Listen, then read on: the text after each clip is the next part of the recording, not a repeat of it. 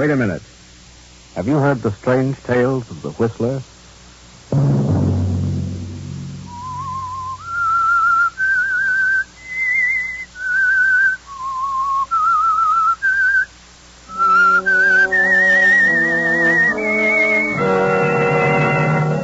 I'm the Whistler. I don't know what it is. It's a figure. I can't tell whether it's a man or a woman. It comes through the door and walks with outstretched arms toward my bed, reaching for me. Sunday night, and again CBS presents The Whistler. I, the Whistler, know many things, for I walk by night. I know many strange tales, many secrets hidden in the hearts of men and women who have stepped into the shadows. I know the nameless terrors of which they dare not speak. And so I tell you the weird tale of jealousy.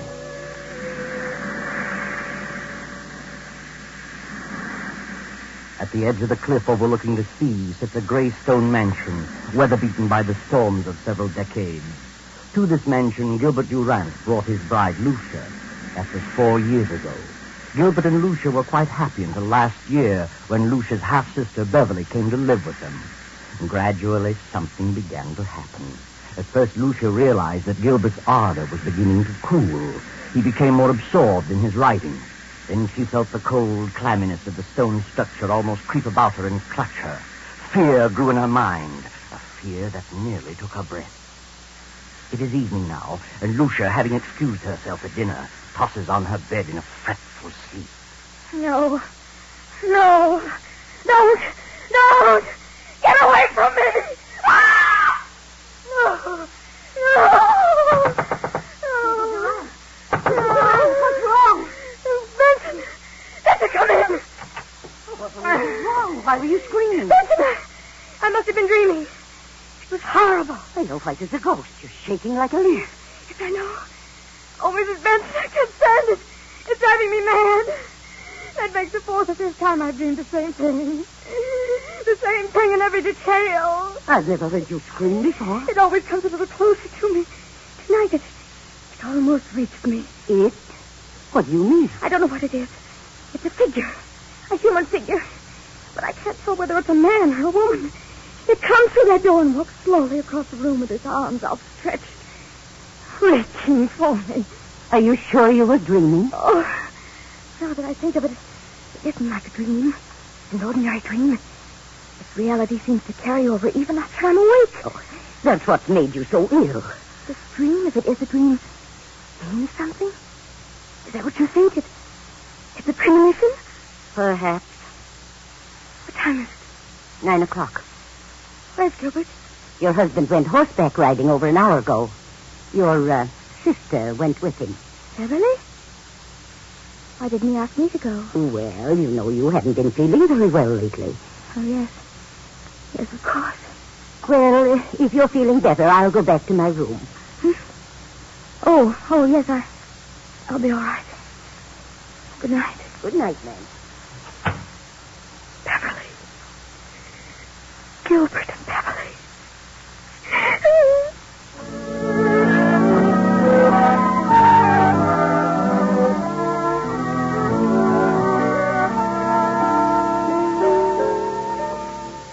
Lucia lies for a while, staring wild-eyed at the patch of moonlight on the bedroom door. And finally she drops off to sleep. Then as the clock strikes 10:30, the door opens slowly, silently. A figure steps into the room and moves noiselessly through the moonlight to Lucia's bed and stands staring at her. Suddenly Lucia opens her eyes. Gilbert, don't. Lucia, what's wrong with you? What are you doing in my room? Why, I just wanted to know how you felt. How long have you been standing there? Oh, just a few seconds. Oh, I was dreaming, I guess. When I woke up, you startled me. Why were you yelling, don't? I don't know. I haven't the slightest idea. I talked to Dr. Hanby about you today. Told him you were run down, and he suggested I get a tonic for you. I'll drop in at the drugstore on my way home tomorrow evening. Tonic? Yes. What is it? Oh, I don't remember. Something in strychnine. Strychnine? Yes, he said it would give you an appetite. Where have you been, Gil? Oh, I've been hiding. Nice moonlight night. Very pleasant. Did Beverly enjoy it? Yes, she's an excellent writer. I've decided to buy that Tillotson Thompson. Going over there tomorrow afternoon. Is Beverly going with you? Yes, she's a good judge of horseflesh. Why? Nothing, I just asked. Well, good night, Lucia. See you at breakfast? Yes. Good night.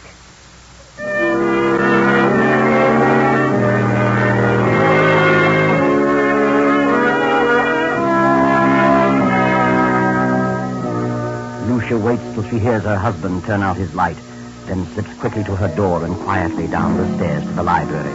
With every beat of her pulse, she hears Gil's words. Something in strychnine. Something in strychnine. She snaps on the light and steps to the shelf holding the encyclopedia. She runs her fingers down the long line of books, LMNO, P to R. And then she stops and stares in terror. The S to T is missing. Lucia glances wildly about the room, and then she sees it. There on the desk, the missing volume, and open. She rushes to the desk and stares down at the open page. Good Lord. It's true. It's true.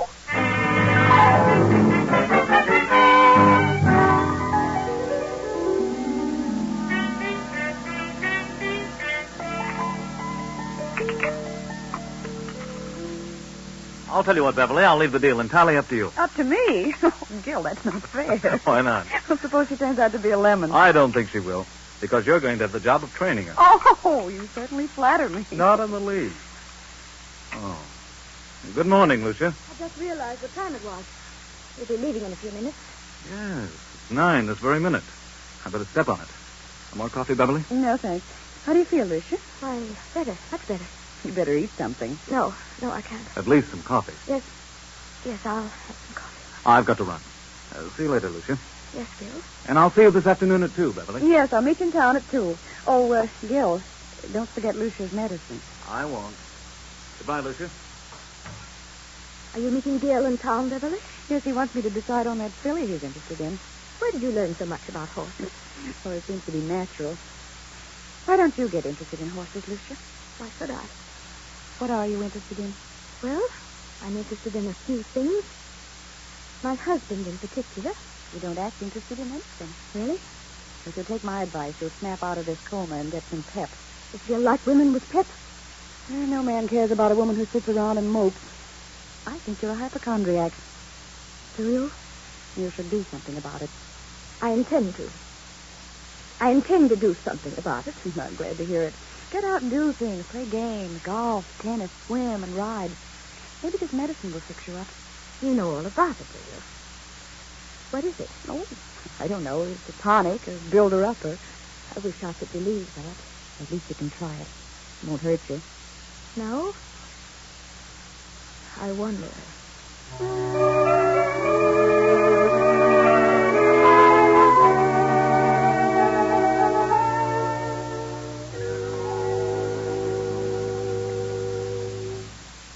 Oh, come in, Doctor. Lucia, why'd you call me out here? What's wrong? I just couldn't make it into town. Oh, it can't be as bad as that. Did Gilbert talk to you about me yesterday? Oh, I saw Gil for a few moments at the club during lunch. Said you were run down. Did you give him a prescription for me? I never do that until I've examined the patient. You didn't give him a prescription. I know. What did you suggest for me? Oh, I don't know. Just mentioned a few tonics he might get for you. Spoke of beef iron and wine and sherry and egg and I don't remember what else. And you mentioned nothing specifically. Don't think so. I see. What seems to be wrong with you, Lucia? I don't know exactly. Something has been happening to me that... Well, frankly, I'm afraid I'm losing my mind. Oh, come now. We all feel that way at times. I'm serious. Things happen to me in the night. What sort of thing? First, I thought they were just nightmares. But when you have a nightmare, you wake up and the fear is gone. You realize the truth. This vision that comes to me haunts me through the waking hours as well. Vision? Something, I think it's a person, comes through my bedroom door. Approaches my bed with outstretched arms as though it intends to strangle me. Each time it comes a little closer. And my fear is that eventually it will get to me before I wake up. You always dream the same dream? It is a dream. Yes. Who's the person? I don't know. And you don't think it's really a dream? No. I think it's a premonition. Well, have you any basis for such a fear in real life? Is there someone or something that you're afraid of? Doctor, I'm convinced that they're not dreams. And I'm not asleep. Nonsense. I'm positive they're not mere dreams. Well, I think it's all due to your rundown condition. You probably don't sleep as soundly as you should, and so you transfer sounds in the night to dreams nightly. That's exactly what I mean. If I'm only half asleep, I may be transferring actual movements and sounds into dreams. In other words, if someone slams the door in the night, I may half hear it and attribute it to a dream. Yeah, go on. And perhaps I'm not dreaming. I think you'd better come into town and have a thorough physical. You mean it's checked up by a psychiatrist? Well, I may have someone to help me. It's the usual thing, you know. Oh. Oh, Dr. Handy. I'm so frightened. Now, everything's going to be all right. I'm afraid. I'm afraid that I'm going to die. Someone is trying to kill me. You're not going to die. That's ridiculous. I'll call you and make an appointment. Very well. In the meantime, try not to think about it. Keep your mind on something on the brighter side. Yes, I'll try.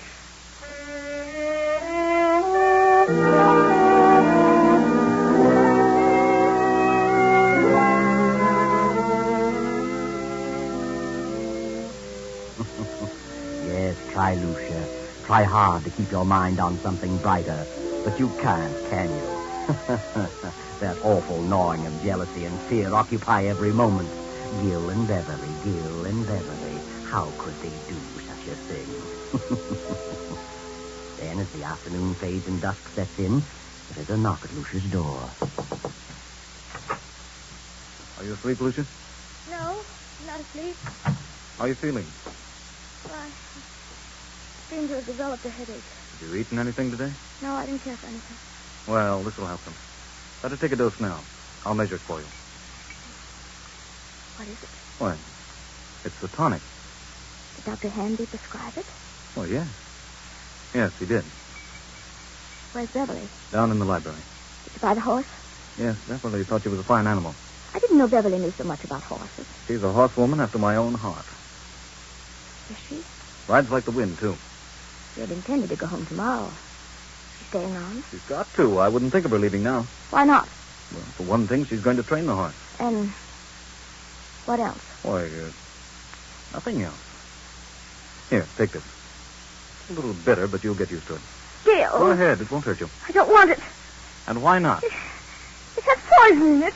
Well, I suppose it does have a little, yes, but only enough to act as a tonic. I don't want it. I won't take it.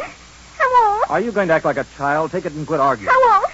I won't. This is ridiculous. I tried to do anything for you, and you act like a spoiled kid. I can't take it. You're impossible, Lucia. I'm afraid. You need this medicine, but you're too confoundedly stubborn. You'd rather sit around and mope all day. Very well, there it is. You can take it or not. Just trying to help you pull out of this. Good night. No, wait, Gil. I'll take it. I'll take it. I don't care whether you do or not.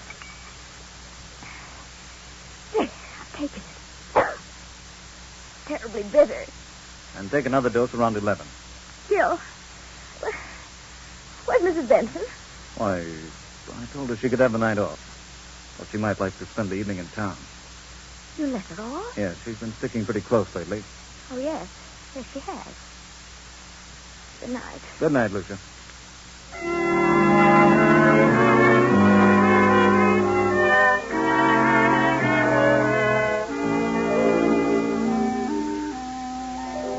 What's wrong, Gil? You look upset. I am. Lucia didn't want to take it. No? Why not? She's afraid of medicine. What are you going to do? She finally took a dose of it. And if I know her at all, she'll never take another drop. She's got to take it, Gil. Got to figure out a way to make her take it. It can't be disguised. It's too bitter. Try something else. I'll try and coax her into it again. Isn't there something that tastes more pleasant, or something that you could put in milk or orange juice? I don't know. But I'll find something. Of course you will. You've got to. I think Mrs. Benson is the cause of her dislike for medicine. She's keeping her upset. I'm going to let Mrs. Benson go for 2 or 3 days. And maybe something can be accomplished. I'll speak to her now. Well, Benson, What are you doing standing here in the dark? I was just going upstairs to see if Mr. Durant wanted anything before I went out. I see. Oh, by the way, I'm staying home for a couple of days, and I thought that since you've been staying so close to the job, you'd welcome a few days' leave. Leave? Why, yes, but Mrs. Durant may prefer that I stay. I think you'd better get a little rest yourself. You needn't come back till Friday. But I don't need a rest. You come back Friday. Yes, very well, sir. I'll run up and see her before I go.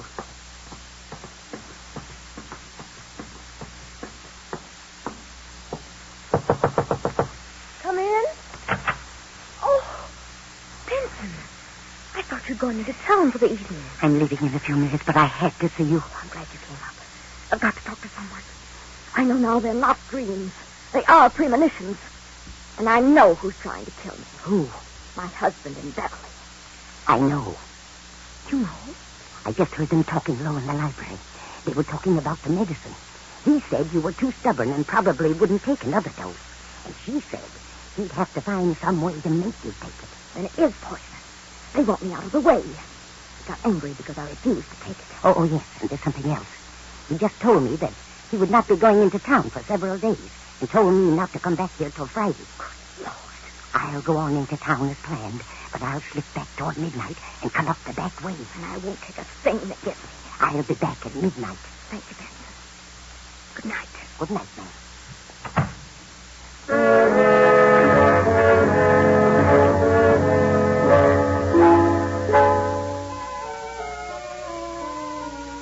A few minutes before 12, Mrs. Benson returns to the mansion. No lights are burning, so she makes her way quietly through the back entrance, slips up the stairs, and taps lightly on Lucia's bedroom door. Mrs. Durant. Mrs. Durant. Then she turns the knob, opens the door, and snaps on the light. Mrs. Durant, are you here? Then Benson steps quickly toward the bed. The bed is empty, but a horrible sight meets her eyes. Oh, blood. Blood all over the bed. They've done it. They've murdered her. You need the police department.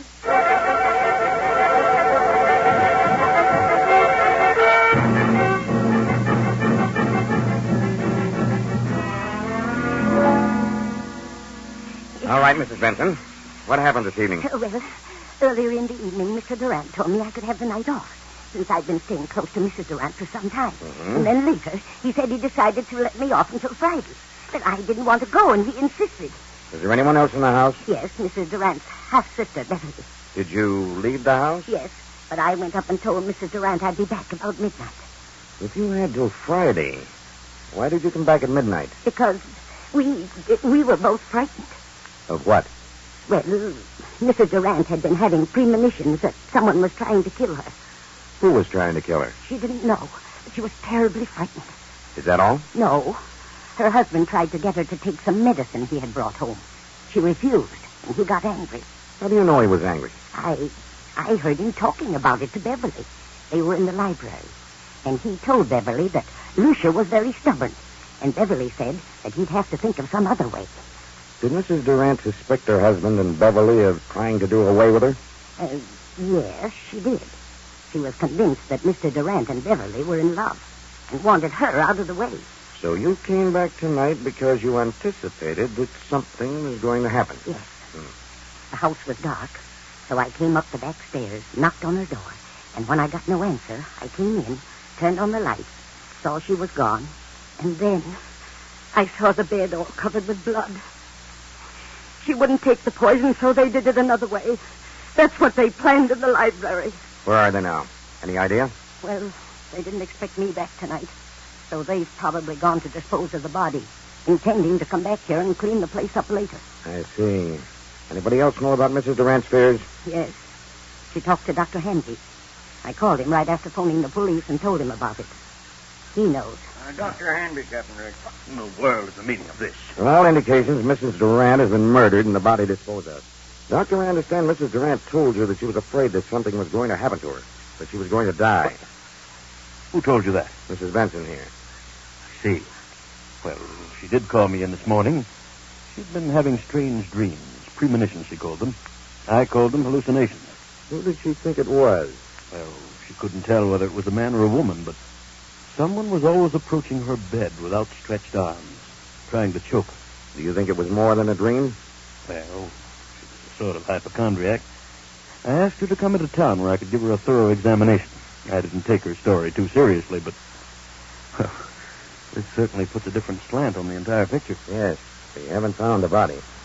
I have men out searching now. We'll find it. Well, here's Mr. Durant and his sister-in-law. They found him about a half mile down the beach. How are you, Durant? What in the world goes on here? Oh, what's wrong, Doctor? Take a look at that bed. Good Lord, what's happened? Lucia, where is she? We thought you could enlighten us on that point. What do you mean? She dead?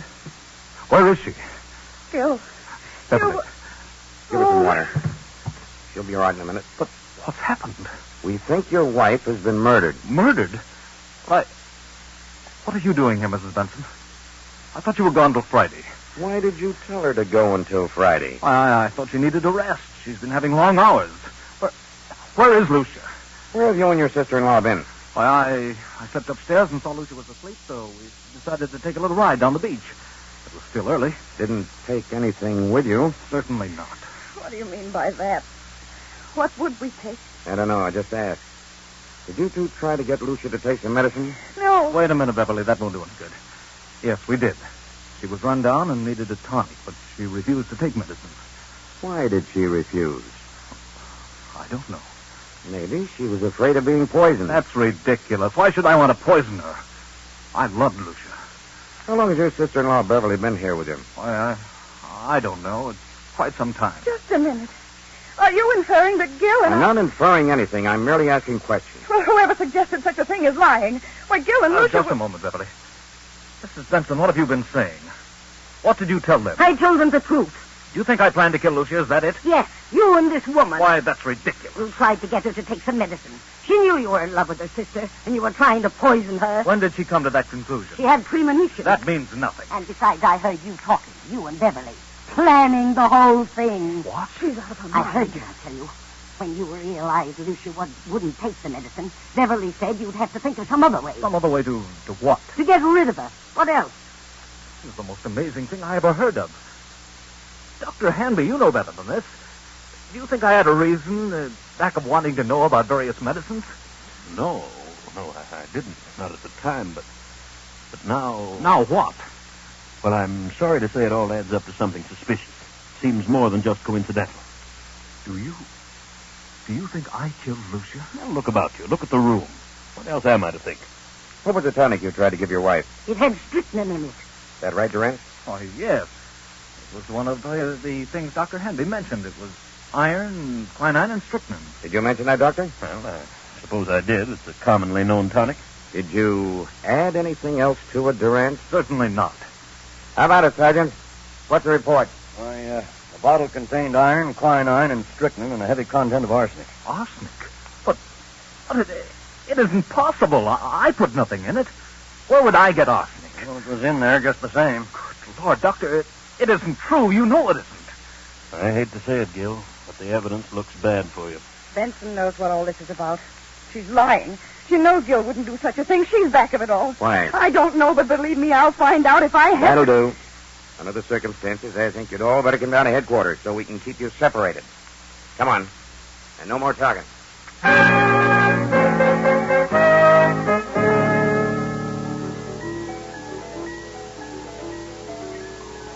48 hours passed. Hours of relentless grilling, endless questioning. Finally, Gil and Beverly are released on a writ of habeas corpus. Now weeks have gone by, and Lucia's body has not been discovered, and so the district attorney is forced to make a public announcement that in spite of the apparent evidence, no murder charges can be preferred against Gil and Beverly due to lack of corpus delicti, the failure to produce Lucia's body. Now Beverly and Gil are in the library. Beverly, I want you to know how wonderful I think you've been, the way you've stuck right beside me through this thing. I know it's been a trial for you, and, well, you're one girl in a million. Thanks, Gil, but it isn't over yet. They won't stop their search for Lucia's body, and if they find it, we haven't a chance. I know, but what can we do about it? Well, why couldn't we leave the country? Together? Not necessarily. They'd be sure to follow us. We could go separately in different ways and... And meet someplace later on? Is that what you mean? Yes, that's what I mean. That seems a bit mad. That would equal an out-and-out confession. But, Gil, if they find Lucia's body, we haven't a chance. It's too strong against us. We never could come back, Beverly. Oh, what of it? I don't want to die, Gil, and I don't want anything to happen to you. Beverly, I don't know what to say. I'm frightened, Gil. I can't stay here with such horrible fear hanging over me. I'll go mad. If you don't go, then I will. I'll leave tonight. Please, Beverly, I need you more than ever now. Please don't go. Don't worry, Gilbert. She won't leave you. Lucia. Good Lord. I won't let her leave. I'll see that you both go together. And stay together for a long, long time. Lucia, what does this mean? We thought you were dead. Disappointed, are you? Where have you been? What happened to you coming back? You thought I was dead. Well, I'm not. I'm live enough to pull this trigger. I've been behind those drapes, and I heard every word you said. Now I know you're in love with each other. Now I know you wanted to do away with me. In love? With Beverly? From the day she came here. She took you away from me. I did not. We never thought of such a thing, never. It never entered my mind. Why do you lie about it? You do love her. Why don't you admit it? I love Beverly. Yes. You certainly have a vicious mind, Lucia. For the first time, I see you for what you really are. I never even thought of such a thing. But now that you mention it, I realize the truth. Yes, I do love Beverly. Gil, don't. Why shouldn't I? And it's Lucia's fault. She's the cause of it. A suspicious-minded devil. She let her imagination run away with her. She built this thing up, and now it's boomeranged on her. Oh, what a mess you've made of things, Lucia. I mean, you and Beverly, you didn't plan. Certainly not. You must have been out of your mind. Oh, Gil. Gil. I thought... I was sure. Oh, Gil. Gil. I'm sorry, Lucia, but that's the way it is. And you've no one to blame but your own miserable self.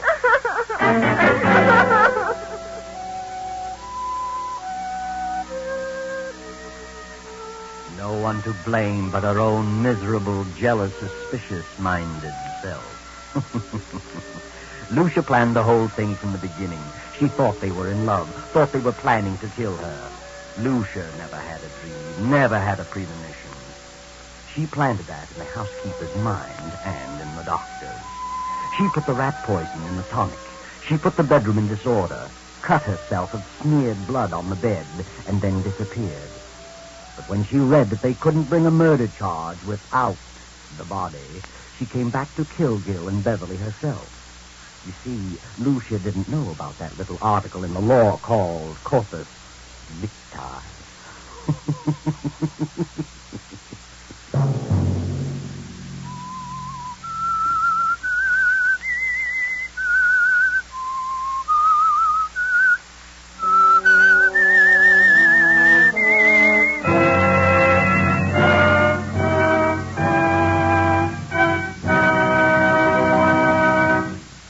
CBS has presented The Whistler.